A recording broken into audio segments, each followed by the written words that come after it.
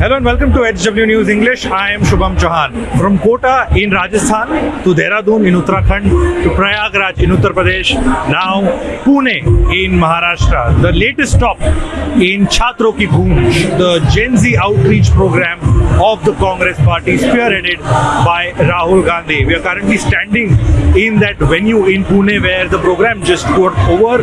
Rahul Gandhi gave a 1 hour long PowerPoint presentation. He spoke to young girls to raise issues that matter to the youngsters of this country. Now, what was different for starters, what was different about this edition of Chhatron Ki Goonj was that it was an all-girls event. So the core and the thrust and the focus was on women, young girls and young students who are aspirational and who have big dreams. So in this entire crowd, you had women at the center of it all. The boys were reduced to the fringes.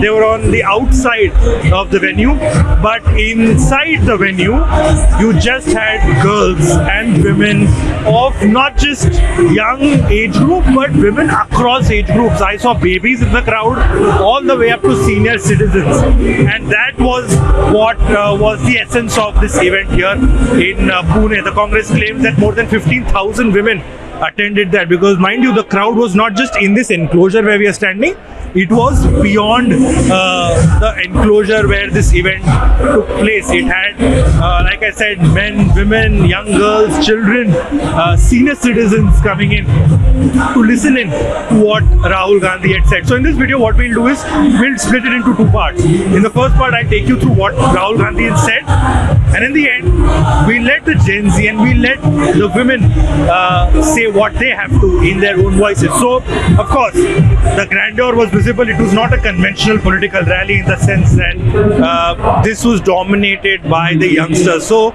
you had the confettis, you had the music, the song, dance, lights, you had singers coming up, and the vibe in this enclosure here in Pune was that of an energetic Gen Z dominated by women taking center stage.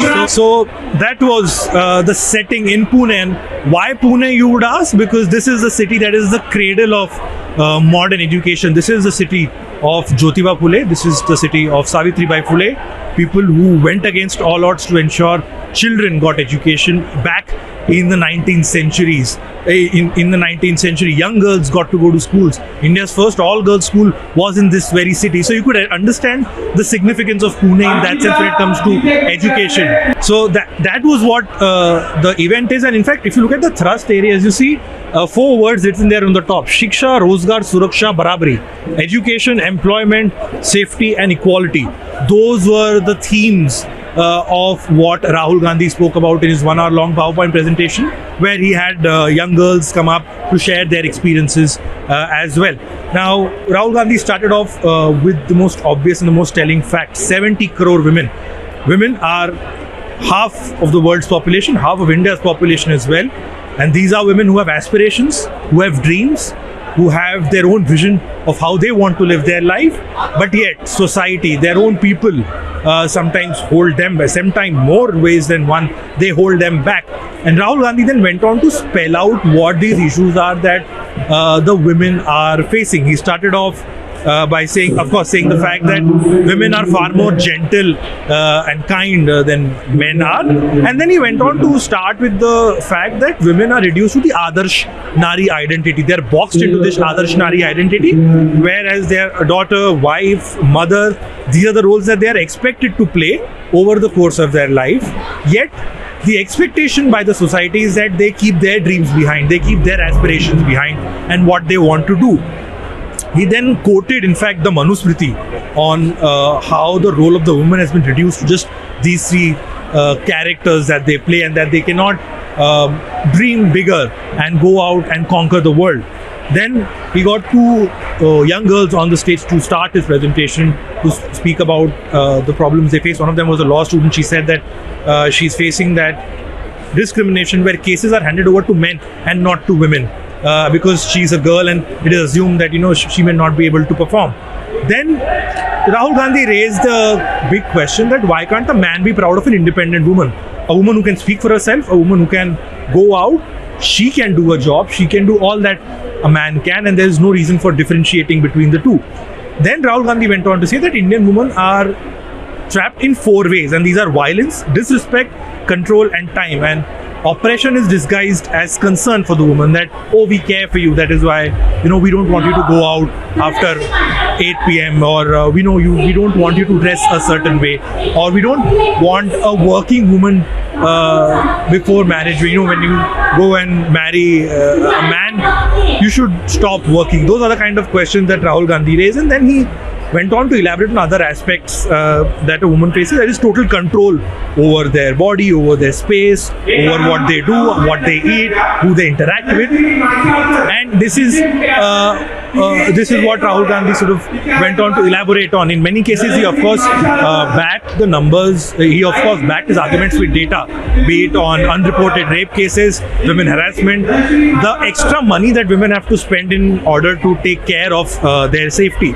Then one interesting lady who came up on the stage, who had a very serious point to make. She was a tribal student. She said she and her friends have been on a hunger strike for 10 days because tribal hostels are in the most shambolic conditions in the state of Maharashtra. And when these students went and told the minister in the government of Maharashtra that, look, we need better facilities in this hostel, the minister just put his hands up and said, sorry, we cannot do anything. It comes under the chief minister. So this is again one of the points that came up. Then you had Neha Singh Rathod, a well-known Bhojpuri artist, who also came on stage with, of course, her snide jibes at the Prime Minister. Then Rahul Gandhi went on to talk about how disrespect against women, disrespecting women, had been normalized in a way, and he backed it up with the fact that many women, after being harassed, after being eve-teased on more than one occasion, just cannot speak up because there is one or the other impediment that comes in the way of them wanting to raise their voice. There was a woman who said that I was eve-teased, I was molested on more than one occasion, and I did not hesitate to hit back at that man and attack him and punish him for what he has done. Then the last point that Rahul Gandhi made is that time is being weaponized for women. That, oh, if you are hitting a certain age, you need to get married by then. Oh, if you don't have a job, then, we might as well get you married off. Or if you're getting married by, 30, 29, 30, you have to figure out your life. Whereas for the man, it's completely different. The man can walk in, walk out of his house whenever he or she, whenever he wants to. There's no stoppage on that. But there's curfew for a woman. She has to come back by 8 p.m. to her house. And these are the inequalities that Rahul Gandhi spoke about. And towards the end, you had one student who came up on stage talking about the MPSC paper leak, the Maharashtra Public Services Commission. She said she urged Rahul Gandhi to back the students, help them in their cause and ensure that there is justice, because the MPSC paper has been leaked once again. And towards the end, Rahul Gandhi he showed videos, in fact, of the Prime Minister, where he made a reel recently saying that he was pained with the abuses that women and girls had used. He said that this is a cultural shock for him, and he was hurt by what he saw. Rahul Gandhi, of course, counter-questioned with the video, saying that here's the same man who said a 50 crore ki girlfriend. He was the same man who used such kind of language, Didi oh Didi, a jibe against Mamata Banerjee that the Prime Minister had used back in 2021. He said the Prime Minister was more hurt with the fact that women abused or girls used foul languages, but with the man it was all right. So that is what the sum and substance was, and the end of Rahul Gandhi's speech and his message to the youngsters and the young girls and women was smash the patriarchy. That was a simple three-word message, powerful in its own right, that the leader of opposition gave to the women that had attended this event of Chhatron Ki Goonj here in Pune and Maharashtra.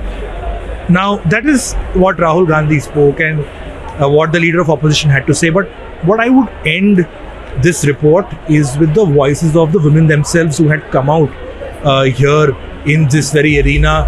They had high hopes, they had expectations, they had dreams, they had aspirations, and they were looking at Rahul Gandhi as somebody who could solve their problems. So, at the end of this report, listen in to what these powerful women across age groups said on the biggest challenge of being a woman in 2026 and what their expectations are. On that note, thank you so much for watching.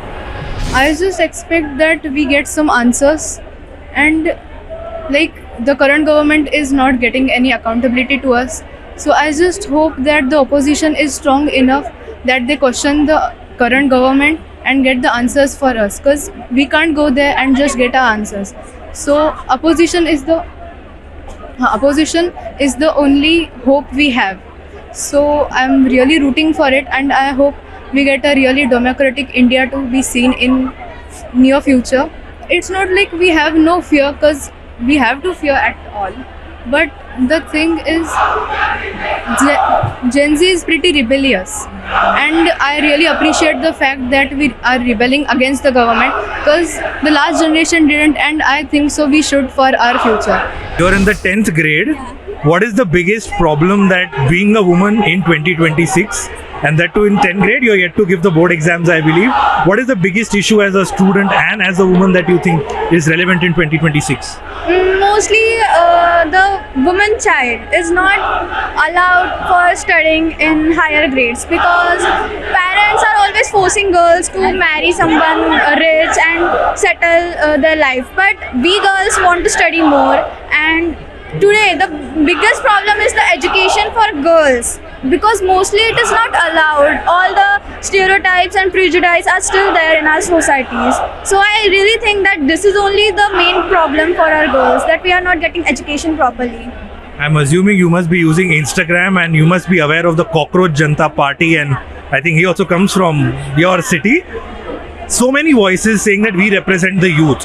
What do you think is the differentiating factor? Who represents youth the most? Is it a political party, or you think everybody is a voice for the youth in this country? Actually, everybody is voice for the youth, because our democracy is for the people, by the people. So it is actually for us. We are electing the government, and they should work for us. And if they are not listening to us, they are taking our rights which are amended in the constitution. Then we are raising the voice, and it's our right to raise the voice.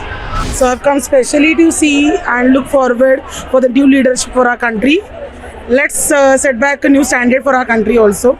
The education system has come under question in such a big manner now. Yes. As a teacher yourself, how disappointing and how saddening is it that students have to now come onto the streets? First, I feel very sad for the students who have committed suicide for these NEET exams and other exams too.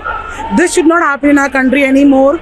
So I feel Rahul Gandhi is the face of youth, and he is the future of our country. I hope he'll understand the problems of students and he'll solve them. Since the students are the future citizens, I think our government should pay more attention on students and their benefits and their future. Rahul Gandhi and other outfits as well who have been speaking about the youth. What do you think makes Rahul Gandhi stand out when he raises the issue? He gives us platform at least to speak. Who else have taken stand like this to speak for us, for the youth? No one. Only Rahul Gandhi take the stands for us. What is the biggest challenge of being a woman in 2026? Education. Being will to the education, willing towards the education.